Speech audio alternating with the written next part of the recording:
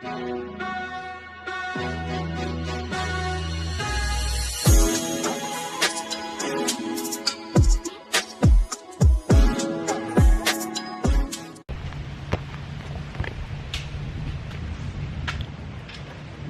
up, everyone? Today we are out fishing. I got Big Ty. We have Brock and Logan over there. Patty is on her way. Patty and I are just gonna sit under this gazebo and we're gonna cook some food. We have some burgers. I think she's bringing hot dogs. And I got some chips and some mini cupcakes. And we're at Bayport, guys. Bayport used to be a ghost town. There's many stories, like the little the boards with the stories. I'm gonna take you and show you guys them. But first, I'm gonna show you what we brought with us. There's the guys. I got some chips, some buns. I got some smash burgers, guys. This right here is that little thing that I bought with the paper towels, and it holds everything. I really like that. Then we brought the grill out of our shed. It takes a propane tank. Oh, you didn't put the propane tank on it? And then in here, we got little cupcakes. I get them out of there. Little cupcakes. Looks like they're all smashed. What's in here? Oh, we got a couple of sodas. There's the smash burgers. Smash burgers with some cheese. Just some frozen smash burgers. Let's see. I don't think they're all the way cooked. I think you gotta cook them. Anyways, we brought some waters. Remember these, guys? I bought these. Got some onions, some ketchup. Let me see what's in here. Oh, in here, guys. I was trying, every time, like I got myself a Diet Sprite. No, yeah, a Diet Sprite. Let me put that in there. But every time we see the Cokes with the names on them, we try to find our name on the Cokes. I couldn't find my name, so I got a Diet Coke with Marcus's name on it. And then Big Ty. Where's yours, Tyler? You got one with Tyler that says Tyler, didn't you? Tyler's actually said Tyler. That was too cool. Tyler! We got some salt and pepper. It does feel good up under here. Yes. I know. So I'm gonna put this stuff in here. I'm gonna take you guys over to the signs while we wait on Patty to get here. She's bringing, I think, hot dogs and buns and maybe some macaroni salad. See if the guys want. Look at that woodpecker. Woodpecker? It's not a woodpecker. It's not? Are you sure? It looks like a woodpecker. That's one of the government birds. Oh no, come on. Y'all are not invited. Yeah, get out of here, government spot. There is Brock. Hi, Brock. There's Logan. And let's go check out these signs. Hey, babe. Watch your shot. Anything you want to say? What are you going to do? I'm going to throw this pine cone. At who? Into that trash can. Oh, okay. I bet you can't make it. Yeah? Yeah. Oh. He didn't make it. Nice try, though. Alright, guys. So see all the ooh, those things are up there. They better not get in my head. All the signs. Let's go read the signs. Alright, we'll start at the first one. Because Bayport was where like a war was going on. And it's called the Battle of Bayport. Now I don't know what you guys are going to see. I'm going to attempt to read it. 2 attacks targeted Bayport in 1863. The first attack on April 2nd used 7 boats from the Union warship St. Lawrence, Sagamore, and Fort Henry. They advanced within 400 yards of Bayport. Under difficult conditions, the Confederate hid 4 of its 6 blockades runners up at a nearby creek. Union forces found the schooner Helen, captured its crew, and set it on fire. Confederates burned the 6th vessel, a large schooner loaded with cotton that was anchored in the harbor and ready for sea. The Union boats withdrew from the battle with disabled guns on September 14th. A Union squadron consisting of the warships James Battle, 2 sisters, Annie, and 2 boats from Fort Henry targeted a British side wheel steamer flying a French flag. Confederates burned the steamer and a nearby warehouse, and the Union boats withdrew. The Florida Public Archaeology Network of Hernando Historic Preservation Society in 2010 located mid-19th century ship remains possibly related to these battles. The Gulf Archaeology Research Institute in 2014-2015 found the original harbor and Confederate positions north of Bayport County Park. Now guys, if you remember when I took you out on the kayak and was trying to show you where the ship sunk, this is the story of this. This is where they found parts of the ship. So maybe the ship was on fire, maybe it didn't sink.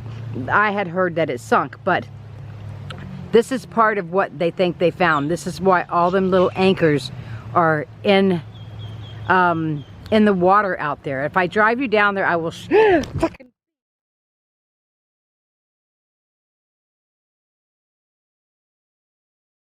Shit, Logan, I need the stinger out. You okay? Damn, that little fucker. He got me. You're not allergic, are you? I hope not. Hold on. Hello? He got me right in here. Got some by what? Damn, guys, I'm sorry. I got stung by a friggin' bee. Oh my gosh, that hurts. Anyways, let's get back to the sign and hope the damn bees stay off of me. All right. I don't know what you were seeing. Let me see where I was. The mid-19th century ship remains possibly related to these. Okay, I'd already read that. And that was the ship. Now, if I ride down there, I will get you some video footage. And if I don't ride down there, I will show you the footage from my kayak. Let's see if the other side says the same thing. Blockage near Bayport. Yeah. Oh, wait a minute. No, this is different. Okay, so Bayport was a shallow water Gulf port town in the 1850s. The town was designated the Hernando County seat and the port of delivery by Congress in 1854. Before the Civil War, the port shipped lumber, cut locally grown cedar trees, which was widely used to make pencils by 1961. The town consists of approximately 40 houses, a custom houses, warehouse, and a wharf. The plantation and ranches surrounding Bayport supplied cattle. Natural resources such as turpentine from the native longleaf pine trees and cypress and pine lumber, salt made from seawater and evaporation ponds, along with cotton and corn, helped support the Confederate fighting forces. The Union blockade of Confederate ports forced blockade runners to use smaller and more inconspicuous ports such as Bayport. As the Civil War progressed, Bayport became a haven for blockade runners operating between Florida's Gulf Coast and Cuba, providing numerous critical war accommodations for the Confederate war efforts. Between 1862 and 1865, vessels belonging to the Union's East Gulf Coast blocking squadrons intercepted 11 blockade runners near Bayport. Oh wow. Oh guys, my arm. Damn, that hurt. Alright, so let me get a picture of this. Alright, so that's the first sign. Boy, they got these signs right out in the heat too. Bayport's early historic period. Okay, so during the first Spanish period, 1565 through 1763, Florida served as a military defense post in 1763, under the British control. Antarctica, I can't say that word. Commerce became important. Control of Florida returned to Spain in 1783. In 1818, Andrew Jackson mounted a campaign against the Seminole Indians in the North Florida that helped the United States secure Florida from Spain in 1821 and push the Indians south. The Second Seminole War in 1835 to 1842 forced the Indians out of Central Florida, and the Florida Armed Occupation Act of 1842 opened the area to settlement. John Parsons, a war veteran from New Hampshire, built a large house in 1852 that became a post office and general store. He also constructed a causeway, a wharf, a custom house, and a lighthouse in partnership with David Levy Yulee. Parsons bought goods from Brooksville by wagon for shipment out of Bayport that were transported by railroad from Cedar Key to Fernanda Beach. Major exports were cotton, produce, and timber. During the Civil War, Bayport exported salt and beef for Confederate troops and was under attack by Union forces. Bayport served as the Hernando County seat from 1854 to 1856. Then we have the other side. So they all tell a little bit of story. This is post-war era. Bayport had to be largely rebuilt after the Civil War. The Eberhard Fiber Pencil Company of New York acquired 40 acres of land in Bayport in 1866. Cedar trees were cut and floated down the Wickiwatchee River to Bayport for shipment to Cedar Key.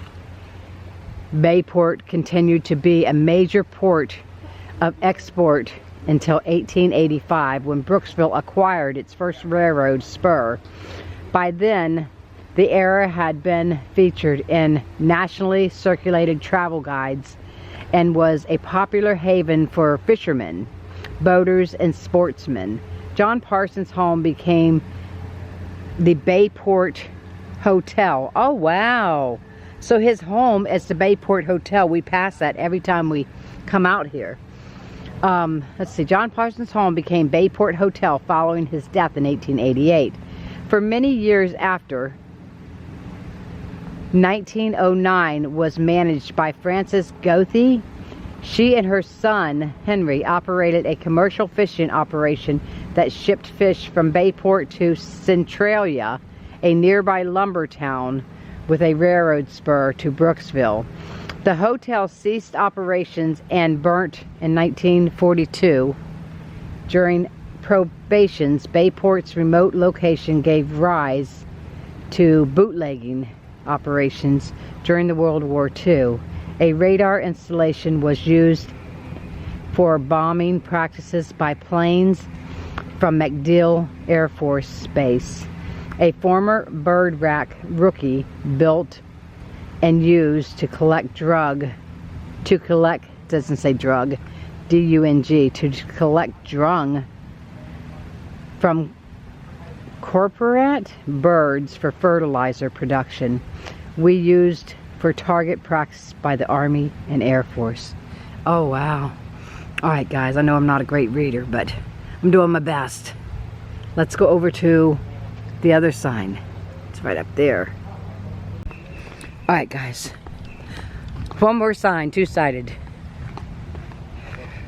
Now, I think the hurricane, like, they don't want you up on that deck because of the hurricane now, but that is where we were out there kayaking. Right down in there is a couple of good spots, and there's a couple of trails in the woods. So I think the guys are going fishing. All right, so Bayport's first people. The first people who arrived in Bayport era around, 13,000 years ago are called Paleo Indians. The Bayport area was much cooler and drier then, and the Gulf of Mexico was 200 feet lower. Wow. Paleo Indians used large spears with stone points to hunt mammoth and mastodon. By 9,000 years ago, the climate had become warmer and sea levels rose. This change led to Archeotic periods, people to pursue a hunting and gathering lifestyle. These people also used steam spears, points for hunting, but also gathered shellfish and caught fish in nets and traps. By 2,500 years ago, the Deptford culture people living around Bayport lived in a small settlement along the Gulf. They used shell tools, and their diets relied heavily on marine source. A Bayport burial mound excavated in the late 19th century contained artifacts that dated from the Weedon Island culture. Oh wow. Contained 1,100 to 1,700 years ago. Dang. Evidence of Safety Harbor culture people dating from 1,000 to 450 years ago was found within the burial mound at Weeki Wachee Springs and contained early Spanish contact period artifacts. These native people were living around Bayport during the expeditions led by Panfilo, Panfilo de Narvaez in 1528 and Hernando de Soto in 1539. Isn't that crazy? One day it's going to be, 4,000 something and people, okay, it's going to be 4,000 and something and people are going to be saying, oh my gosh, 2000s, it's kind of not going to be, I mean, it might be remembered since we have so much social media, but it's going to kind of be the same thing. We're looking back at these people in 4,000, they're going to be looking back at us. So crazy.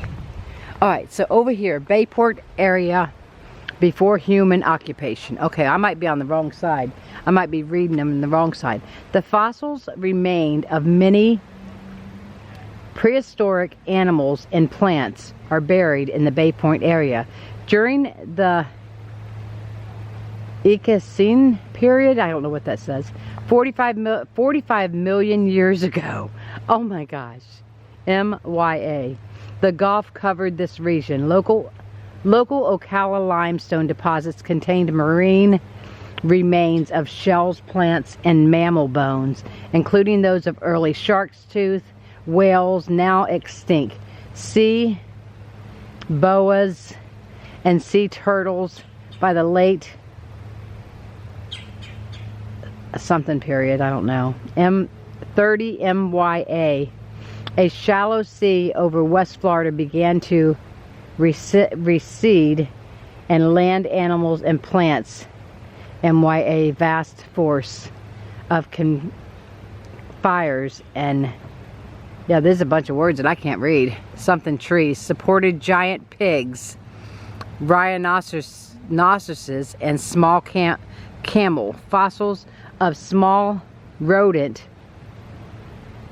carnivore, and early horses have been found in sinkholes near Brooksville in the late Miocene period, 10-4.5 MYA.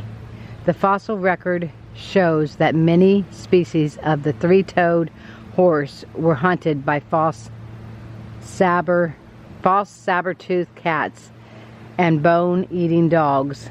Sea levels were lower during the Ice Age, 1.5 MYA, 13,000 years, and the Gulf Coast receded to 70 miles west of Bayport.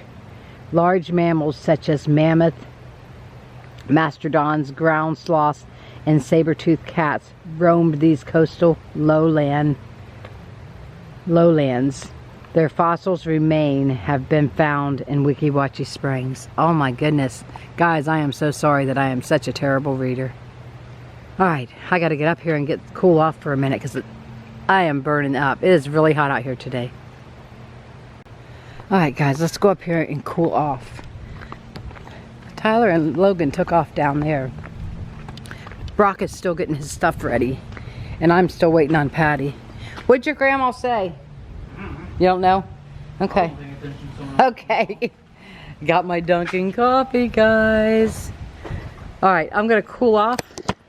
I'm gonna cool off for a minute because I am burning up. My little clips are down here that were way up on the top of my head. Anyways, I'll bring you back when something exciting happens or when Patty gets here. Alright everyone. Tyler's over here. Tyler, I think the grill's off. Do you think it's on? It's barely, oh it's warm, but it's barely hot. Alright, so Tyler's over here cooking. He's got his fish on there first. We got burgers. Patty's here now and she brought hot dogs and, oh my gosh, tell them everything you bought. You brought so much stuff. A Cajun crab dip. Oh, you guys want a bite? With Yum. these little mini I didn't even know crackers. they made mini crackers. And then I got some She brought a wagon full of stuff. She brought some teas, some pans, some cookies. tortilla chips. Oh yeah, some queso and chips, some salsa and chips. Well, they're buy one get one free right now for the Publix. yeah. Awesome. So I got those and I got some queso and some salsa and then they got the got them the Chex Mix. Chex Mix. So we got lots and lots of goodies. Tyler has started cooking. And the burgers wasn't thawed out. You left them out, Tyler? No, they're in the cooler. Oh no, take them out. We want them to thaw. They're like frozen solid. Can I see that box? Oh, they don't? Okay.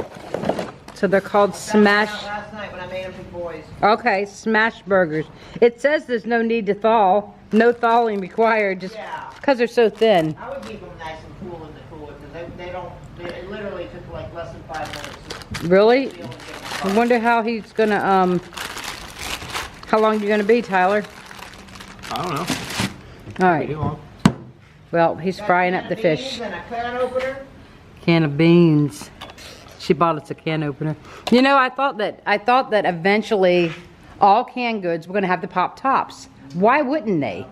Yeah, remember our electric can opener? Oh yeah, Heather got me one for Christmas, but I barely use it. I've never even seen it. Oh, really? Where? Right by the stove. Right by the stove. All right, so we are sitting here enjoying ourselves. Yay! Like cranking that thing. It's much easier, really. All right, everyone, there's my food. I just got a little bit of potato salad, a little bit of macaroni. Got a hot dog with some ketchup, mustard, and onions. Tyler's over there cooking the burgers now. How'd your fish turn out, Tyler? Good? Oh, Did you try it, Logan? yeah. Was it good? It's a bit fishy. Awesome. All right, so we are sitting here eating now. All right, guys. I'm going to set this right out here for these birds. Hopefully you guys can see it.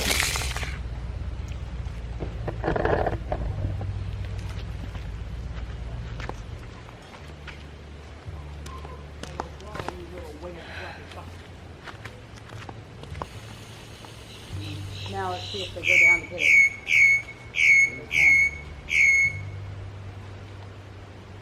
Like, is this a trap? Oh, what's the trap? Let's go. There they go.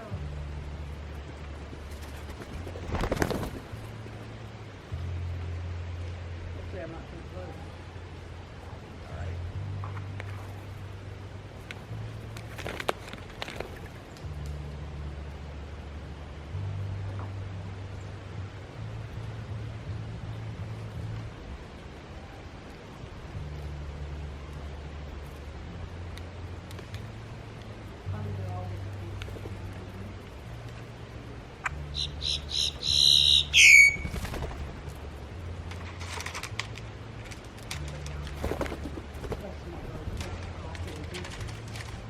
Burger, my bun, the onions.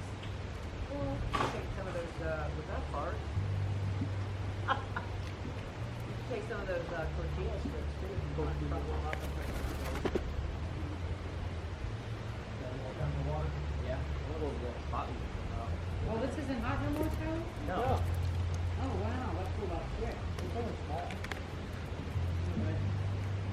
Yeah, bring it up more.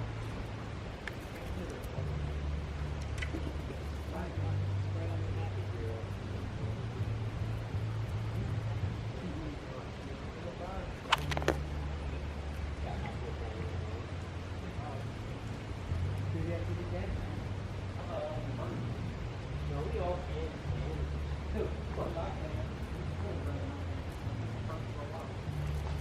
Alright, we'll be back. Yeah, yeah.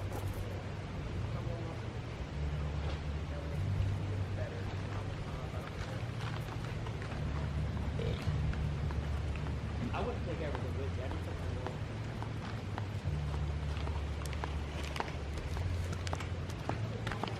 Jeez, guys, I hope you could see them. They didn't clean that plate out. There's some more.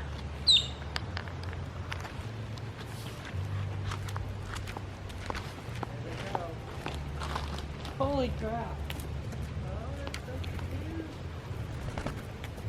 Sucks the squirrels aren't getting in there.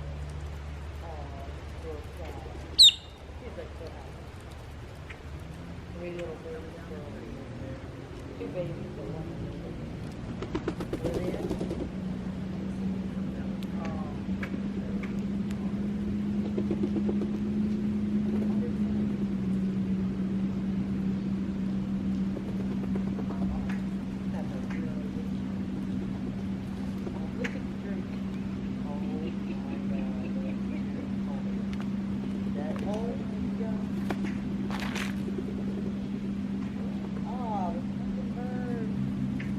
Bitch.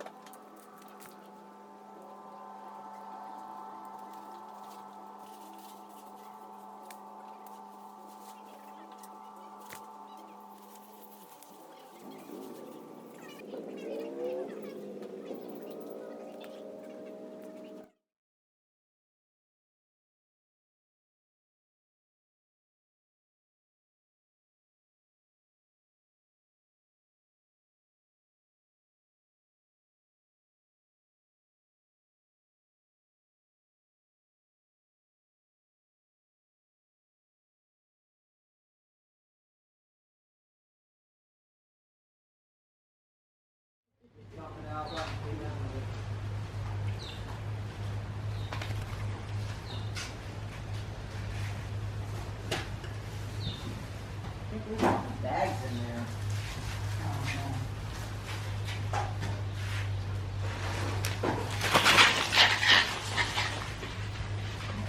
Look, he's got the whole fucking plate. He took the whole plate with him. Are you serious? Oh, he sure did, look. But he left all the stuff on the Oh ground. my God. That's funny. He took the whole plate. That little effer. Did you guys see that? Still filming it? He took the whole plate. Yeah, I was filming it. Now they're gonna be right there coming up and getting all that stuff on the ground.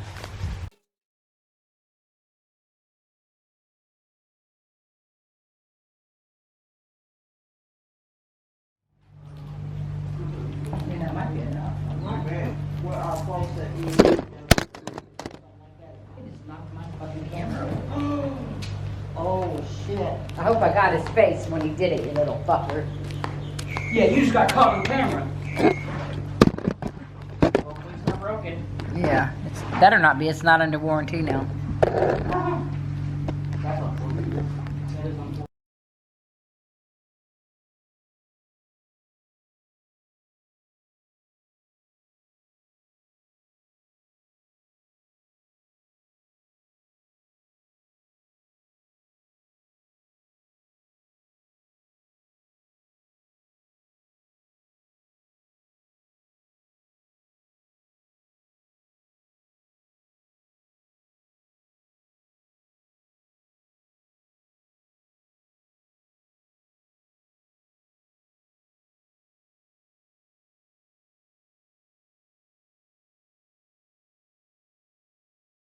Watching me like Guys, Patty just threw a cookie towards the squirrels, and a bird caught it midair. air. I went to raise my arm up and fling it, and the next thing you know, here comes a bird. Whoop! Swoop down and grab it. Oh my gosh. There's a big black bird up He was sitting there watching. I mean, I don't know how we would even get that on camera. there. The squirrels got it. Let's see if I can reenact that. Watch. I know, right? I just don't know where you... That'll probably never happen I again. know. Mid-air. That was crazy. That was. He was sitting on that table watching. We've been getting the squirrels. They're so cute. I love feeding the birds and the squirrels. I know. I feed them in my backyard too. Aw. I buy peanuts for the squirrels, and I have 2 bird feeders out there. Oh yeah, I have bird feeders too.